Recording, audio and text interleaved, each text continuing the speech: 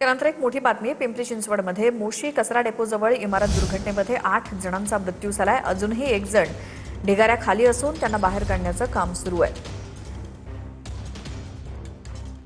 याचा आढावा आमच्या प्रतिनिधीने घेतलाय, बघूयात. पुण्याच्या मोशी येथे बुधवारी दुपारी 1:30 वाजता एक घटना घडली.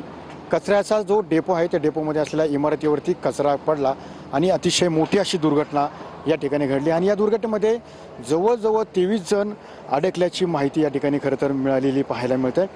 कारण की वेस्ट टू एनर्जी प्रकल्पाच्या इमारतीवरती अचानक या कचऱ्याचा प्रचंड ढिगारा कोसळला आणि तब्बल 23 कर्मचारी त्याखाली गाडले गेल्याची माहिती समोर आली. या दुर्घटनेनंतर NDRF असेल, अग्निशमक दल असेल आणि इतर यंत्रणांकडून युद्धपातळीवरती बचाव कार्य सुरू करण्यात आलं. दुर्घटनेनंतर 14 जणांची सुखरूप सुटकाही त्या ठिकाणी करण्यात आली. तर दुर्दैवाने यामध्ये 8 जणांचा मृत्यू झाल्याची माहिती सध्या समोर येत आहे. या बिल्डिंगमध्ये अडकलेले 8 जणांचे मृतदेह आता सध्या बाहेर काढल्याची माहिती समोर येत आहे. मात्र एक मृतदेह अजून जो सिक्युरिटी गार्ड आहे तो ढिगाऱ्याखाली अडकलेला आपल्याला पाहायला मिळतोय. आता या दुर्घटनेला 75 तासहून अधिक वेळ झाला आहे, काल उलटला आहे, तरी बचाव कार्य अजूनही या ठिकाणी अविरत सुरू असल्याचं चित्र पाहायला मिळतं. कॅमेरामन सुशांतराव स्वामी, सुनील टिकळे, TVN मराठी, मोशी, पुणे.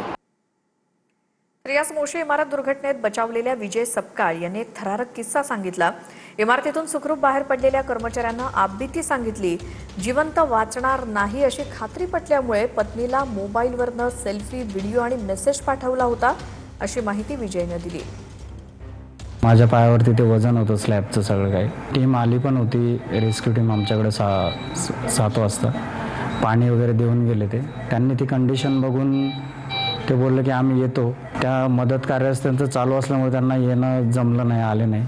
शेवटी फायनली मी वरती गेलो, त्यांना आवाज दिले आणि त्या क्षणी माझा जसा मोबाईल निघाला ज्यावेळेस, त्यावेळेस मी वाईफला मेसेज करून ठेवला होता आणि मी शेवटचा एक सेल्फी पण काढून ठेवला होता, जेणेकरून मला कधी काही झालं तर माझी वाईफ इमोशनली जास्त बोलता पण नाही येते आता यावेळेस.